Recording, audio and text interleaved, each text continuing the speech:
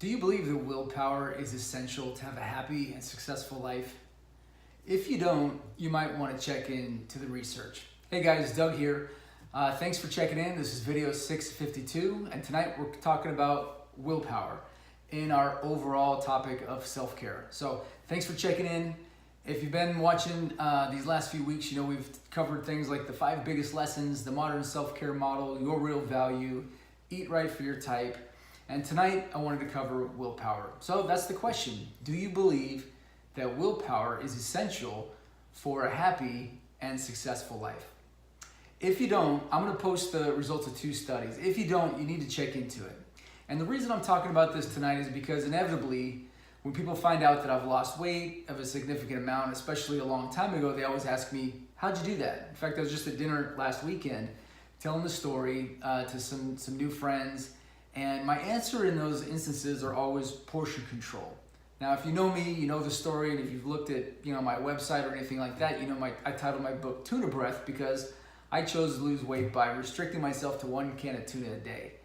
But I just say, instead of giving the whole story like I usually do here, I just say, it's portion control. I just restricted myself, and if they're curious about what I did, then we go deeper. But I started thinking about it, and last week we talked about eating right for your type and what that means, for your blood type and food choices and everything else. But I know that whether you're going to follow that recommendation or do anything self-care related, where you're subtracting vices or making changes to your behavior patterns, it's going to require willpower. How did I lose all that weight so long ago?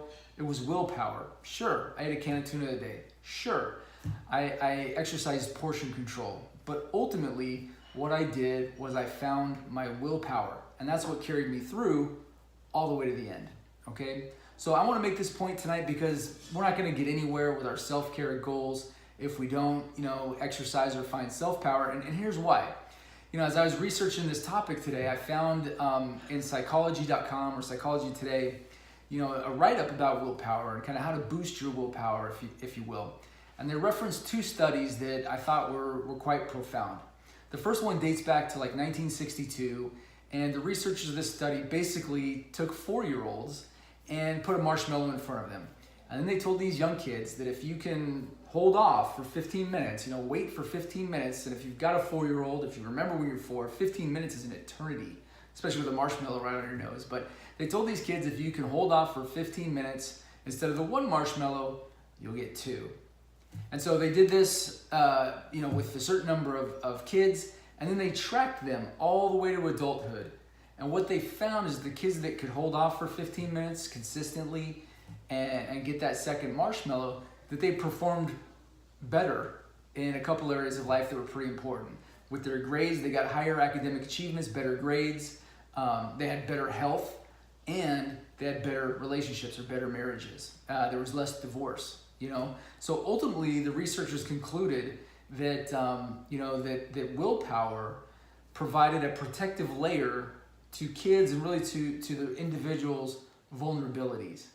Very powerful stuff. Very powerful stuff. Only 1 study, but the second one that's also very popular, this goes back decades as well, and it was carried over several decades. And basically the researchers of this one took 1,000 kids from birth, and they measured them from birth to age 32. And they were studying their self-control or their willpower in various settings. And what they found is that the kids that exercised self-control, that exercised more willpower, same thing, had better health. It predicted behaviors with drugs, substance abuse, with crime, and with their finances, to name a few. And even when they compared and took things into account like their intelligence level, their socioeconomic circumstances, their family upbringing, comparing sibling to sibling, and they concluded that an individual's self-control, or these children's self-control, was a predictor of how they would do in these areas of life. Crazy, right? So I know what some of you are thinking already. You're like, okay, Doug, I get it. Willpower is important. You told me your example, and you referenced these studies that involve kids that were measured over decades, all the way to adulthood. So it's the age-old question. Are you born with willpower? Some are born and some are not. Or can you create it? Can you find it?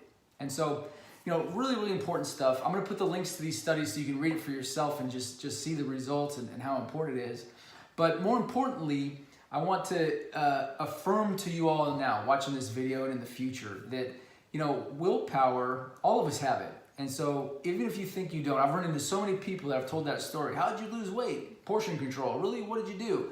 Ate a can of tuna a day. They go, oh, I never could do that. This is what they always say. I never could do that. I don't have that much willpower, right? And I want to challenge all those people and challenge you if you're one of those folks that believe that you don't have the willpower, and let you know that, yeah, you do. You maybe just haven't exercised it as much, or maybe you don't realize when you're exercising willpower. But that's the key word when it comes to willpower, okay? You have to find it, you have to exercise it. It's just like a muscle that produces power. We're talking about a power that's within you, free will, choice, decisions. And we're talking about kids that were studied, but you're watching this video, you're an adult. And so you've exercised choice and exercised restriction in some way, or you wouldn't be alive to this point. And so what you need to do is find that willpower within you, just like I did when I started to really get a hold of my self-care at 18 years old. Remember, I demonstrated at least 10 years of uncontrollable power, right? I ate myself into a state where I didn't recognize myself anymore. But I was able to search and find and dig and eventually find this willpower in a desire that was so strong that I was willing to do just about anything, okay? And so that's your task. First tip number 1 is find your willpower and then exercise it. It's like a muscle. Use it or lose it. And so like a muscle, if you know this or not, you can train it optimally, you can overtrain it, and you can ignore it, and the muscle is going to perform differently. And the willpower is the same thing. So to give you a couple of examples, I think, on either ends of the spectrum of willpower, you have cold turkey. Some people like me, I'm at the point now where if I believe in something and I know I really want it, I've got cold turkey willpower. I can let go of something like that. Maybe it's the whole tuna thing, from years ago. But the other end of the spectrum, if you're not a cold turkey type person in terms of giving something up, then it's about tapering, okay? Now, one of the examples I was thinking of for cold turkey besides mine, I've got 2 kids, and I remember when we were potty training them, we just basically took the diapers away. And it was a 3-day method. There were books or articles that nurse read on this, and basically it was, hey, take the diapers off this kid for 3 days, pump them full of water, and keep them near the toilet. Expect accidents, but by the end of 3 days, they're gonna know to go into the potty, and to use the toilet. And I remember with both kids, like it was yesterday, because I was right there for both of them, is that, the first day, total disaster. By day 2, I'm believing this is never going to happen.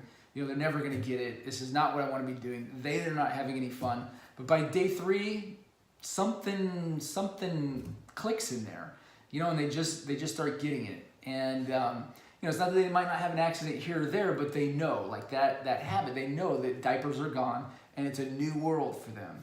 So I think we all have that, regardless of how you're potty trained. Hopefully you're potty trained.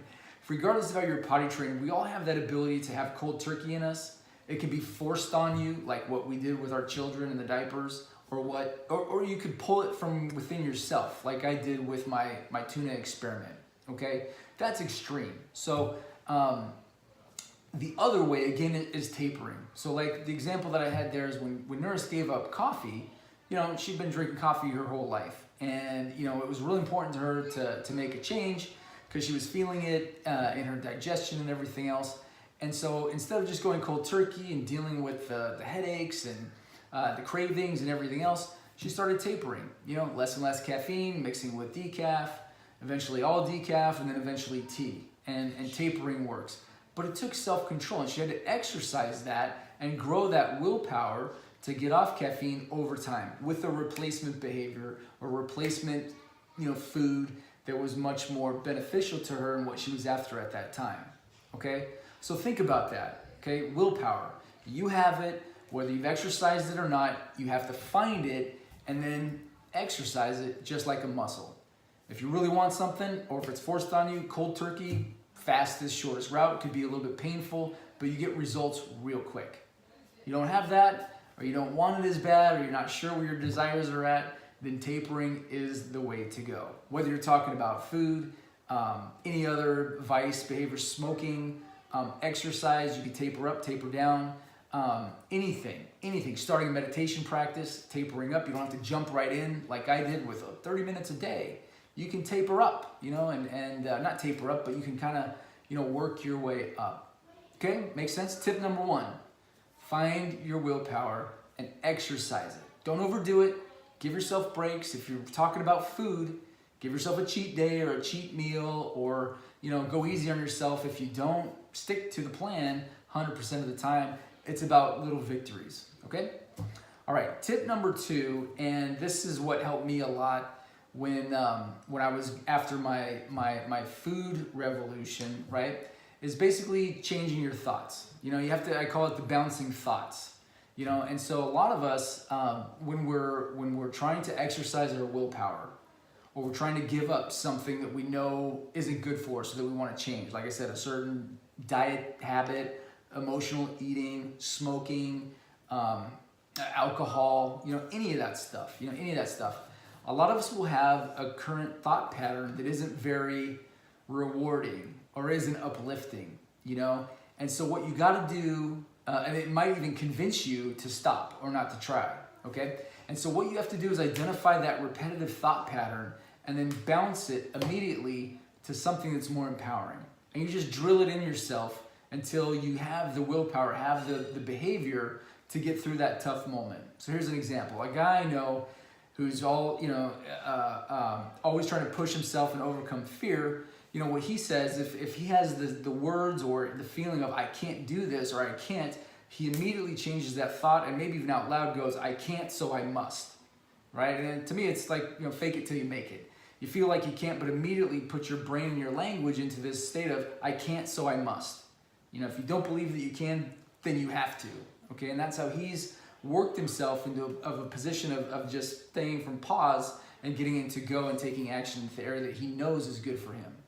Okay, when I was, again, chasing the Marine dream and 100 pounds overweight from where I wanted to be, I used to tell myself that, life is going to be so good when I'm a Marine. It's going to fix everything. I had, basically it was the hopeful thought that was pulling me forward. And I was experiencing such despair and unhappiness and regret and disgust, as the teenager that I was just kept telling myself, this is all going to end. This is all going to end. I just put myself in a hopeful vision of the future. And that's what I would tell myself when I felt like I was hungry. Other things that you could try, Nurse told me about a story that she heard from one of her coaches that says, on average, we have 20 meals in our body, like that were stored as fat or an energy in the muscles or something like that. So when we think we're hungry, a lot of times it's psychological, or there's something in our digestion like a hunger pain, but you literally don't need the food. And so one technique might be to say, when you feel hungry, if you're trying to fast or do portion control or spread out meals during the day or something like that, when you start to say, man, I'm hungry, but I'm content, I'm hungry, but I'm content, or if you're tired, and you're trying to stop, putting something in your mouth or drinking coffee every time you're tired, it'd be like, man, I'm tired, but I'm full of energy. I'm tired, but I'm made with energy. I'm tired, but I know I have the energy. And you find another way to access other parts of you to get you through that tough moment, okay? I think for me, where I'm at right now with self-care, and we're in 2019, we know what's good for us. If you're watching this video, you know what's good for you. You know what you should be doing. And it's just a matter of want. How bad do you want it? So a good mantra, a good, ism, if you will, a way to drill yourself would be like, this sucks, but it's good for me. That's what I tell myself all the time. This sucks, but I know it's good for me. I know this sucks, but it's good for me. So the minute I want to start complaining, I just immediately add, but it's good for me. But it's good for me. Because I'm mature, I've lived through the experiences, I've done the research, or whatever it is, I know that it's good for me. And that propels me through the tough moment and puts me into a more hopeful place that will ultimately move me forward and help me exercise my willpower. Okay? Good to go? Does that make sense? I hope so. Okay, a little bit longer tonight, about twice as long as the last few videos, mainly because I'm just trying to experiment here and see what works, but also because this is an important topic, okay? Again, everybody tells me, I could never do that. I don't have the discipline. And I'm here to tell you, BS.